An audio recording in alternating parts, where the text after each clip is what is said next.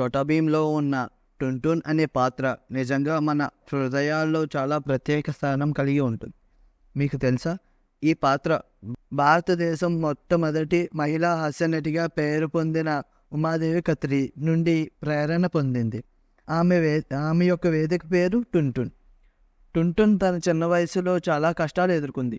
ఒక భూ వివాదంలో ఆమె యొక్క కుటుంబం అందరూ హత్యకు గురయ్యారు. అలాగే ఆమె బంధువులు ఆమెను సరిగ్గా చూసుకునేవారు కాదు. కానీ ఆమెకు మాత్రం సంగీతంలో చాలా ఎదగాలని ఆశించారు. ఆమెకి సంగీతం అంటే చాలా ఇష్టం. అలాగే ఆమె ఒక గొప్ప నైపుణ్య గాయనిగా అవ్వాలని కలలు కనేది.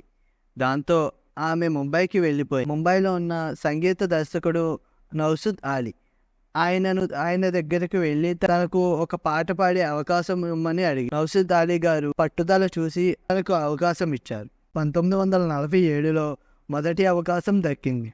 ఆమె తన కెరియర్ మొత్తంలో 45 పాటలు పాడారు.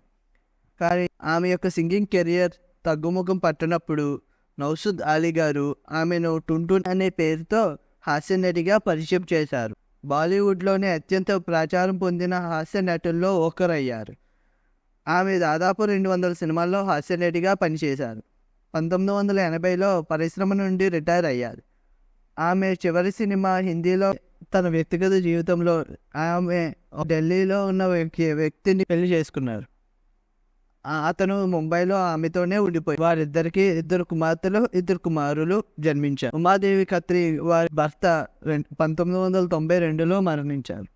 అలాగే ఉమాదేవి గారు 2003 నవంబర్ 23న ముంబైలో అందరి అనే గ్రామంలో తన 80 ఏళ్ల వయసులో దీర్ఘకాలిక అనారోగ్యంతో మరణించారు.